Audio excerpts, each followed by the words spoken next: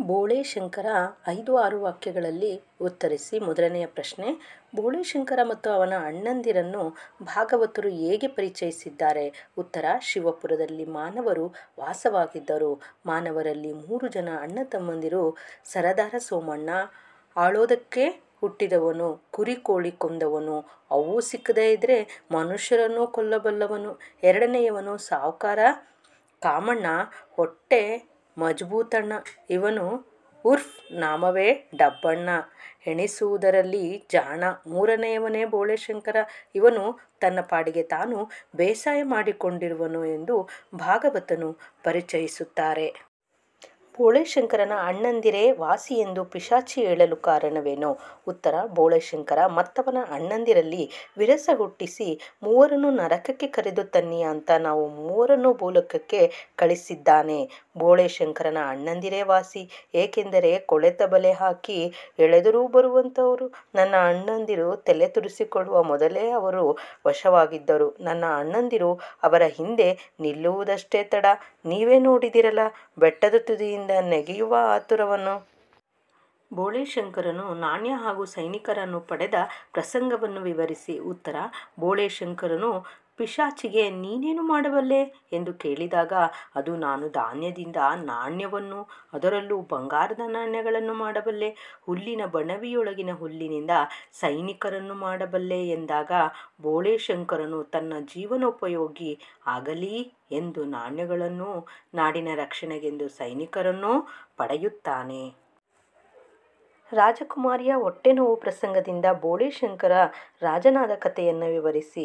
ಉತ್ತರ, ರಾಜಕುಮಾರಿಯು ವಿಪರೀತ ಹೊಟ್ಟೆನೋವಿನಿಂದ ಚಡಪಡಿಸುತ್ತಿರುತ್ತಾಳೆ. ಇಡೀ ರಾಜ್ಯದಲ್ಲಿನ ಹಾಕಿಮರೂ ವೈದ್ಯರೂ ಬಂದು ತಮ್ಮ ತಮ್ಮ ಪಾಲಿನ ಯತ್ನವನ್ನು ಮಾಡಿ ಕೈಚೆಲ್ಲಿ ಹೋಗುತ್ತಾರೆ. ಮಂತ್ರಿಯ ಮುಖಾಂತರ ರಾಜನು ರಾಜ್ಯದಲ್ಲಿ ನನ್ನ ಮಗಳ ಹೊಟ್ಟೆನೋವನ್ನು ವಾಸಿ ಮಾಡಿದವರಿಗೆ ಅರ್ಧ ರಾಜ್ಯ ಕೊಡುವುದಾಗಿ ಡಂಗುರ ಸಾರಿಸುತ್ತಾನೆ. ಆ ಪ್ರಕಾರ ನಮ್ಮ ಬೋಳೇಶಂಕರನು ಪಿಶಾಚಿಯ ಮಹಿಮೆಯ ಬೇರಿನಿಂದ ಅವಳ ಹೊಟ್ಟೆನೋವನ್ನು ಕಳೆದು ರಾಜ್ಯಕ್ಕೇನೇ ರಾಜನಾಗುತ್ತಾನೆ. ತನ್ನ ಕನಸನ್ನು ಕುರಿತು ಬೋಳೇಶಂಕರ ಮಂತ್ರಿಗೆ ಹೇಳಿದ್ದೇನು? ಉತ್ತರ, ತನ್ನ ಕನಸನ್ನು ಕುರಿತು ಬೋಳೇಶಂಕರನು ಮಂತ್ರಿಗೆ ಹೀಗೆ ಹೇಳುತ್ತಾನೆ. ನದಿಯನ್ನು ಬಂಧಿಸಲಾಗುವುದಿಲ್ಲ, ಬಂಧಿಸಿದರೆ ನೀರಿಗೆ ಅದರದೇ ಆದ ನಿಯಮಗಳಿವೆ. ರಾಜನಾದರೆ ರಾಜ್ಯದಲ್ಲಿ ಸೈನ್ಯ ಇರೋದಿಲ್ಲ, ನಾಣ್ಯಗಳು ಇರುವುದಿಲ್ಲ. ರಾಜರಾಣಿಯರಿಂದ ಹಿಡಿದು ಎಲ್ಲರೂ ದುಡಿತಾರೆ, ಎಲ್ಲರೂ ಉಣ್ಣುತ್ತಾರೆ. ದುಡಿಯದ ಸೋಂಬೇರಿಗೆ ಖಂಡಿತ ಅವಕಾಶವಿಲ್ಲವೆಂದು ಹೇಳುತ್ತಾನೆ. ಸೈನಿಕರು ಹಾಡಿದ ಸಿಟಿ ಹಾಡಿನ ಸಾರಾಂಶವೇನು? ಉತ್ತರ, ಸೈನಿಕರು ಹಾಡಿದ ಸಿಟಿ ಹಾಡಿನಲ್ಲಿ ಪರಿಸರ ಮಾಲಿನ್ಯ ಕುರಿತಾದ ಸಾರವಿದೆ.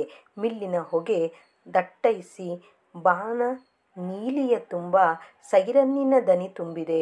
ಎಳೆ ಕಿವಿಗಳ ತುಂಬ ಕೊಳಗೇರಿಯ ಕೊಚ್ಚೆಯಲ್ಲಿ ತೇಲಾಡಿದ ಮಕ್ಕಳು, ಅಲೆದಲೆದು ಮೇಲಾಡುವ ಕ್ಯಾಲೆಂಡರ್ ಕೃಷ್ಣರು, ತಂಬೆಲರಿನ ತುಂಬ ಪೆಟ್ರೋಲಿನ ನಾತ ವಾಹನಗಳ ತುಟಿ ತುಟಿಯಲ್ಲಿ ತುಳುಕಿದೆ. ನವನೀತ ಕಪ್ಪಾಗಿದೆ, ಕುಂಡಲದ ಗಿಡಬಳ್ಳಿಗಳು ಎಳೆ ಹೂವು ಲಾಲ್ಬಾಗಿನ ತರುಲತೆಯಲ್ಲಿ ಅರಳಿದವು ನೋವು. ಸೈತಾನನು ತನ್ನ ಪರಿಚಯ ಮಾಡಿಕೊಂಡ ಬಗೆ ಹಾಗೂ ಬಂದಂತಹ ಕಾರಣವನ್ನು ತಿಳಿಸಿ. ಉತ್ತರ, ನಮಸ್ಕಾರ. ನನ್ನ ಪರಿಚಯ ಮಾಡಿಕೊಡುವುದಕ್ಕೆ ಭಾಗವತರು ಹೆದರುತ್ತಿದ್ದರಿಂದ ನನ್ನ ಬಗ್ಗೆ ನಾನೇ ಹೇಳಿಕೊಳ್ಳುತ್ತೇನೆ. ನಾನು ಪಿಶಾಚಿ, ಸೈತಾನನ ಪರಿವಾರದಲ್ಲಿರುವವನು. ಸೈತಾನನ ಬಲಭುಜವೋ ಎಡಭುಜವೋ ಅಂತ ಹೇಳಲಾರೆ, ಆದರೆ ಖಂಡಿತ ಬೆರಳಿನಷ್ಟು ಶಕ್ತಿ ಇದೆ. ಸೈತಾನ ದೊರೆ ಆಗ್ಲೇ ನೀವು ನೋಡಿದಿರಲ್ಲ. ಬೋಳೇಶಂಕರ ಮತ್ತವನ ಅಣ್ಣಂದಿರಲ್ಲಿ ವಿರಸ ಹುಟ್ಟಿಸಿ ಅವರನ್ನು ನರಕಕ್ಕೆ ಕರೆದು ತನ್ನಿ ಅಂತ ನಾವು ಮೂವರನ್ನು ಭೂಲೋಕಕ್ಕೆ ಕಳಿಸಿದ್ದಾನೆ ಎಂದು ತಾನು ಬಂದ ಉದ್ದೇಶವನ್ನು ಹೇಳಿಕೊಳ್ಳುತ್ತಾನೆ. ಬೋಳೇಶಂಕರ ತನ್ನ ಅಣ್ಣಂದಿರಿಗೆ ಸಿಪಾಯಿ ಮತ್ತು ನಾಣ್ಯಗಳನ್ನು ಮಾಡಿಕೊಡಲು ಏಕೆ ನಿರಾಕರಿಸುತ್ತಾನೆ? ಉತ್ತರ, ಸರದಾರ ಸೋಮಣ್ಣನು ಒಳ್ಳೆಯ ಪ್ರಶ್ನೆ. ಜವಾನರಿದ್ದರೆ ಏನೇನೋ ಆಗಬಹುದು, ಏನೋ ಮಾಡಬಹುದು, ಬೇಕಾದರೆ ರಾಜ್ಯ ಕಟ್ಟಬಹುದು, ರಾಜ್ಯ ಗೆಲ್ಲಬಹುದು. ಅದಕ್ಕಾಗಿ ನಾಣ್ಯಗಳನ್ನು ಸಿಪಾಯಿಗಳನ್ನು ಕೊಡು ಎಂದು ಅಣ್ಣಂದಿರು ಅಂಗಲಾಚಿದಾಗ ಬೋಳೇಶಂಕರನು, ಕೊಟ್ಟೇನು, ಆದರೆ ನಾನು ನಿಮಗೆ ಜವಾನರನ್ನು ಮಾಡಿಕೊಟ್ಟ ತಕ್ಷಣ ನೀನು ಅವರನ್ನು ಕರೆದುಕೊಂಡು ಈ ಹಳ್ಳಿಯಿಂದ ಹೋಗಬೇಕು, ಇಲ್ಲವಾದರೆ ಒಂದೇ ದಿನದಲ್ಲಿ ಅವರು ಶಿವಪುರವನ್ನೇ ತಿಂದು ಹಾಕುತ್ತಾರೆನ್ನುವನು. ಯುದ್ಧ ಮಾಡಲು ಸೈನಿಕರು ಏಕೆ ನಿರಾಕರಿಸುತ್ತಾರೆ? ಉತ್ತರ: ಸೈನಿಕನು ಬಂದು ಸೈತಾನನಿಗೆ ನಮಸ್ಕರಿಸಿ, ನಾವಿಲ್ಲಿ ಯುದ್ಧ ಮಾಡುವುದು ಸಾಧ್ಯವೇ ಇಲ್ಲ. ಊರಲ್ಲೆಲ್ಲೂ ಸೈನಿಕರ ಸುಳಿವಿಲ್ಲ. ಜನರು ನಮ್ಮನ್ನು ಹಳೇ ಸ್ನೇಹಿತರಂತೆ ಪ್ರೀತಿಯಿಂದ ನೋಡಿಕೊಳ್ಳುತ್ತಾರೆ. ಊಟ ತಿಂಡಿ ಕೊಡುತ್ತಾರೆ. ಹಿಂದೆ ಬೋಳೇಶಂಕರನ ಮೆರವಣಿಗೆಯಲ್ಲಿದ್ದವರು ನೀವೇ ಅಲ್ಲವೇ ಎಂದು ಗುರುತು ಹಿಡಿಯುತ್ತಾರೆ. ಇಲ್ಲಿ ಯುದ್ಧ ಮಾಡುವುದು ಸಾಧ್ಯವಿಲ್ಲ ಸ್ವಾಮಿ ಎಂದು ಸೈನಿಕರು ಯುದ್ಧ ಮಾಡಲು ನಿರಾಕರಿಸುತ್ತಾರೆ. ಸೈನಿಕರು ಏನೇನನ್ನು ನಾಶ ಮಾಡಿದರು ಎಂದು ಶಿವಪುರದ ಜನರು ಹೇಳುತ್ತಾರೆ. ಉತ್ತರ: ಸೈನಿಕರು ಬಂದು ಮನೆಗಳಿಗೆ ಬೆಂಕಿ ಹಚ್ಚಿದರು, ದನಕರುಗಳನ್ನು ಕಡಿದು ಚೆಲ್ಲಿದರು, ತೋಟಕ್ಕೆ ನುಗ್ಗಿ ಬೇಕಾದಷ್ಟು ಎಳೆನೀರು ಕುಡಿದರು. ಸಾಕಷ್ಟು ಕುಡಿದಾದ ಮೇಲೆ ಮರಗಳನ್ನು ಹಾಗೆಯೇ ಉರುಳಿಸಿದರು. ಗದ್ದೆಗೆ ಬೆಂಕಿ ಇಟ್ಟರು. ದವಸ ಧಾನ್ಯಗಳನ್ನು ಬೆಂಕಿ ಹಚ್ಚಿ ನಾಶ ಮಾಡಿದರು. ಒಟ್ಟಾರೆಯಾಗಿ ಇಡೀ ಶಿವಪುರದ ಗ್ರಾಮವು ಗಡಗಡನೆ ನಡುಗುವಂತೆ ಮಾಡಿದರು. ಚಿನ್ನ ತೆಗೆದುಕೊಂಡು ಅನ್ನ ಕುಡಿ ಎಂದು ಸೈತಾನನಿಗೆ ಶಿವಪುರದ ಜನತೆ ಹೇಗೆ ಪ್ರತಿಕ್ರಿಯಿಸಿದರು? ಉತ್ತರ: ಸೈತಾನನು ಪಿಶಾಚಿಯ ಬೆಂಬಲದಿಂದ ಅಪಾರವಾದಂತಹ ಧಾನ್ಯರಾಶಿಯನ್ನೆಲ್ಲ ಚಿನ್ನವಾಗಿ ಮಾರ್ಪಡಿಸಿ ಬಿಡುತ್ತಾನೆ. ಶಿವಪುರದ ಜನತೆಗೆ ಅನ್ನವೇ ಸಿಗದಂತಾಗಿ ಹಾಹಾಕಾರ ಬೀಳುತ್ತದೆ. ಆಗ ಅವರು ಸೈತಾನನಲ್ಲಿ ಮೊರೆಯಿಟ್ಟು, ಚಿನ್ನವನ್ನು ತೆಗೆದುಕೊಂಡು ನಮಗೆ ಅನ್ನ ಕೊಡಿ, ಏಕೆಂದರೆ ಚಿನ್ನ ತಿಂದು ಹೊಟ್ಟೆ ತುಂಬಿಸಿಕೊಳ್ಳಲು ಆಗದು ಎಂದು ಶಿವಪುರದ ಜನತೆ ಪ್ರತಿಕ್ರಿಯಿಸಿದರು. ತಲೆಯಿಂದ ಕೆಲಸ ಮಾಡಬೇಕೆಂಬ ಸೈತಾನನ ಭಾಷಣದ ಸ್ವಾರಸ್ಯವನ್ನು ವಿವರಿಸಿ. ಉತ್ತರ: ನನ್ನ ಪ್ರೀತಿಯ ಬೆಪ್ತಕಡಿಗಳೇ, ಕೇಳಿರಿ. ಮನುಷ್ಯ ಬರೀ ಕೈಯಿಂದಲೇ ಕೆಲಸ ಮಾಡಿ ಬದುಕಬೇಕಾದ್ದಿಲ್ಲ. ನಿಮಗೊಂದು ತಲೆ ಇದೆ ಅನ್ನೋದನ್ನು ಮರೆಯಬೇಡಿ.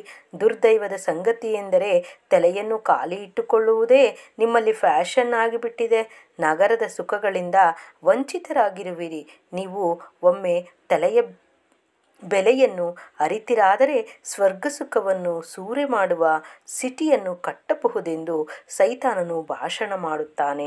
ಶ್ರಮಜೀವನ ಹಾಗೂ ಸರಳ ಬದುಕನ್ನು ರೂಢಿಸಿಕೊಂಡವರಿಗೆ ಪಿಶಾಚಿಗಳು ಏನೂ ಮಾಡಲಾರವು ಎಂಬುದು ನಾಟಕದಲ್ಲಿ ಹೇಗೆ ಮೂಡಿಬಂದಿದೆ? ಉತ್ತರ: ಡಾ ಚಂದ್ರಶೇಖರ ಕಂಬಾರರಿಂದ ರಚಿತವಾದಂತಹ ಬೋಳೇಶಂಕರನ ನಾಟಕವು ಮೂಲದಲ್ಲಿ ಟಾಲ್ಸ್ಟಾಯ್ನ ಇಂಗ್ಲಿಷ್ ನಾಟಕವನ್ನಾಧರಿಸಿದ್ದು, ನಾಟಕದ ಕಥಾನಾಯಕನಾದಂತಹ ಬೋಳೇಶಂಕರ ತುಂಬ ಶ್ರಮಜೀವಿಯಾಗಿದ್ದಾನೆ. ದುಡಿದು ಉಣ್ಣುವವರಿಗೆ ಮಾತ್ರ ಜೀವಿಸುವ ಹಕ್ಕಿದೆ. ಬದುಕು ಸರಳವಾಗಿರಬೇಕು. ವಿಚಾರಗಳು ಉನ್ನತವಾಗಿರಬೇಕು. ಲೋಕ ಕಲ್ಯಾಣಕ್ಕಾಗಿ ವಿಚಾರಿಸಬೇಕು. ಅಂಥವರನ್ನು ಪಿಶಾಚಿಗಳು ಏನೂ ಮಾಡಲಾರವು ಎಂದರ್ಥ. ಹಸಿರೇ ಉಸಿರು ಎಂಬುದನ್ನು ಬೋಳೇಶಂಕರನ ಪಾತ್ರದ ಮೂಲಕ ನಾಟಕಕಾರರು ಹೇಗೆ ಸ್ಪಷ್ಟಪಡಿಸಿದ್ದಾರೆ ವಿಮರ್ಶಿಸಿ. ಉತ್ತರ: ಚಂದ್ರಶೇಖರ ಕಂಬಾರ ವಿರಚಿತ ಬೋಳೇಶಂಕರ ನಾಟಕವು ಮುಖ್ಯವಾಗಿ ಕೃಷಿ ಕಾಯಕದ ಸುತ್ತ ಹೆಣೆಯಲ್ಪಟ್ಟಿದೆ. ಎಂತಹ ಪ್ರಬಲವಾದಂತಹ ಆಡಳಿತವಿದ್ದರೂ ಹಸಿರನ್ನೇ ಅವಲಂಬಿಸಬೇಕಾಗುತ್ತದೆ.